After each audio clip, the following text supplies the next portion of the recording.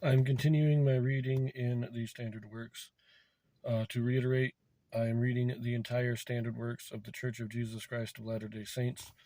This consists of the Bible, the Book of Mormon, the Doctrine and Covenants, and the Pearl of Great Price. I am reading this in chronological order according to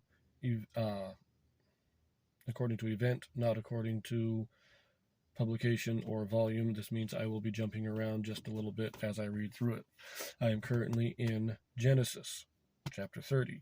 As I read through the Bible, I will be including portions of what is called the Joseph Smith translation, which is an inspired correction or translation done by Joseph Smith to restore those portions of the Bible that were lost over the years. Now, before I continue, we are in the middle of the story of Jacob and his wives. We just read about the marriages and everything. I do want to point out, and this is verified, if you look at the dates and everything, you have to kind of work backwards. We're not told, we know Jacob was born when Esau was 60, but we're not given any other dates until the end of his life. And if you work backwards from how old his sons are, how old Joseph is and everything, we can get an accurate depiction or an accurate account of how old Jacob was during this time. So we know, honestly, I can't remember the exact year now. I believe he was 87 when he first met Leah and Rachel. So he was 87 when he married the two sisters. And then he worked for Laban for 20 years. But so just keep that. He is not a young man. He's not in his 20s. And this is shortly after he got the birthright, or he got the blessing from Isaac. This is very shortly after that. So when Rebekah led Jacob in the deception to gain the blessing, if you recall that from previous videos, Jacob was not in his 20s. He wasn't even in his 30s. He was probably in his 80s. He was not a young man. So keep that in mind. At this time, Jacob is at a fair age. If we go back to the book of Jasher, which I've referenced in a number of my videos, according to the book of Jasher, Jacob had spent several years learning in the house of Shem and Eber. By this time, Noah is dead, so now Shem is the head, the main patriarch, and Eber is the second, because I think they're the only two still alive at this point. All of Jacob's other ancestors are dead. But Shem and Eber were still there. And according to Jasher, Jacob spent like 30 years in the house of Shem, learning the gospel, learning all this stuff. And when he came back, that's when we have the episode of the deception and everything. So Jacob is not a young man in these stories. Keep that in mind. I know I'm a little long-winded there. So let us get to chapter 30. It's a somewhat long chapter, but it's a well-known story and not a lot of subtlety to it, we'll say. So it shouldn't take too long, but let's see. Chapter 30. Jacob marries Bilhah, and she bears Dan and Naphtali. He marries Zilpah, and she bears Gad and Asher. Leah bears Issachar and Zebulun, and a daughter, Dinah. Then Rachel conceives and bears Joseph. Jacob works for Laban for wages of cattle and sheep. Okay. And when Rachel saw that she bare Jacob no children, Rachel envied her sister, and said unto Jacob, Give me children, or else I die. And Jacob's anger was kindled against Rachel. And he said, Am I in God's stead, who hath withheld from thee the fruit of the womb? And she said, Behold, my maid Bilhah, go in unto her, and she shall bear upon my knees, that I may also have children by her.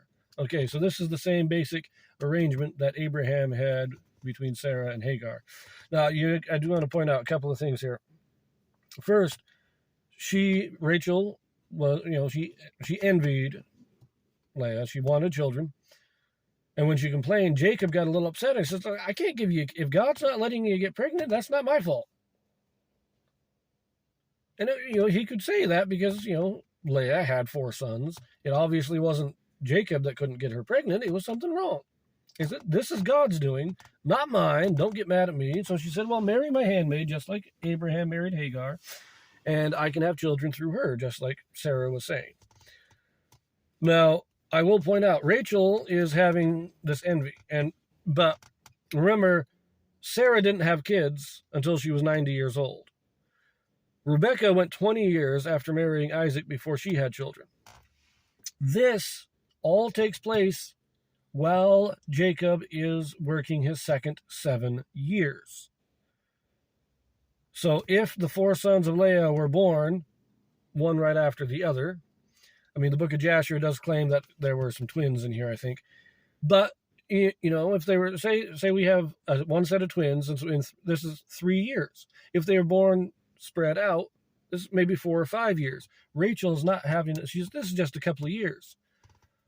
But unlike Sarah and Rebecca, she is seeing Rachel bear children. That is causing, that is more the issues. That it's not just that she can't have kids, but that her sister can. That's why she's getting envious. Sarah and Rebecca, they didn't have sisters that they were watching, have multiple kids while they couldn't. Anyways. Verse 4. And she gave him Bilhah her handmaid to wife, and Jacob went in unto her, and Bilhah conceived, and bare Jacob a son. And Rachel said, God hath judged me, and hath also heard my voice, and hath given me a son. Therefore she called his name Dan. And down here in 6, Dan means he has judged or vindicated. There you go. Verse 7, and Bilhah, Rachel's maid, conceived again, and bare Jacob a second son. And Rachel said, with great wrestlings have I wrestled with my sister, and I have prevailed. And she called his name Naphtali, which means my wrestling.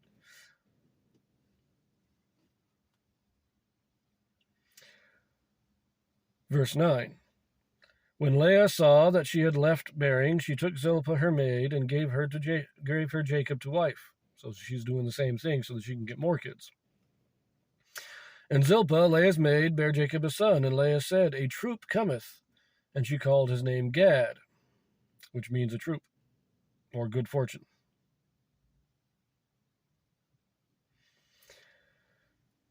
And Zilpah, Leah's maid, bare Jacob a second son, and Leah said, happy am I, for the daughters will call me blessed. And she called his name Asher. And Asher means happy or blessed. So now Jacob has 8 sons. Verse 14, and Reuben went in the days of wheat harvest, and found mandrakes in the field, and brought them unto his mother Leah. Then Rachel said to Leah, give me, I pray thee, of thy son's mandrakes.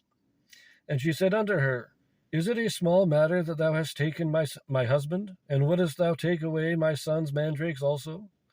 And Rachel said, therefore, he shall lie with thee tonight for thy son's mandrakes. And Jacob came out of the field in the evening, and Leah went out to meet him, and said, thou must come in unto me, for surely I have hired thee with my son's mandrakes. And he lay with her that night. And God hearkened unto Leah, and she conceived and bare Jacob a 5th son. And Leah said, God hath given me my hire, because I have given my maiden unto my husband. And she called his name Issachar. Issachar means recompense or restitution. Verse 19. And Leah conceived again, and bare Jacob the 6th son. And Leah said, God hath endued me with a good dowry. Now will my husband dwell with me, because I have borne him 6 sons. And she called his name Zebulun. Zebulun meaning exalted abode, or something like that anyways. And afterward she bare a daughter, and called her name Dinah. And we are not given a name, meaning for the name Dinah. I think I will leave this video right here, this reading, because I do want to mention just a couple of things here. Mandrakes were thought to be they were thought to promote pregnancy. If you eat mandrakes, that means it makes a woman more fertile.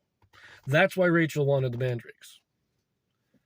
But you'll note the whole exchange there. She asks for the mandrakes, and Leah says, wait a minute, Jacob loves you more. I'm the one that has to fight for Jacob's affections. Why should I give you this? And Rachel said, oh, well, you give me the mandrakes, and I'll give you my turn with our husband. And this shows us, remember, these guys were like nomadic people. They lived in their well, not nomadic, but the wives had their own house. Rachel had her house, Leah had her house. Most likely they were tents, as they lived out in the fields and everything. And Jacob had his tent, but each wife had her own tent. And Jacob had set up a schedule for when he would go and spend the night with each of his wives. So he didn't just choose, oh, well, I like Rachel, so I'm going to spend all my time with Rachel, and on occasion I'll go over to the... No, he had a schedule. This was Rachel's night for Jacob. Rachel exchanged her right for Jacob to spend the night with her in exchange for the mandrakes. And that's why when Jacob, he comes out of the field doing his work, and Leah comes to him and he says, and tells him, look, I know it's Rachel's day, but we made a deal. I gave her my mandrakes, and you have to come to me tonight. I find it interesting that Jacob set this up. He had this set up. It's clearly that he had this schedule set up because he didn't want to neglect any of his wives. Yes, he loved Rachel more, and he probably showed her a little more favor. I mean, he had 4 wives. There's 7 days in the week. Maybe he spent 3 days with Rachel, 1 day with each of his other wives. Maybe it was 2 days with Rachel. Maybe it was 3 days with Rachel, 2 days with Leah, 1 with Bilhah, and 1 with Zilpah.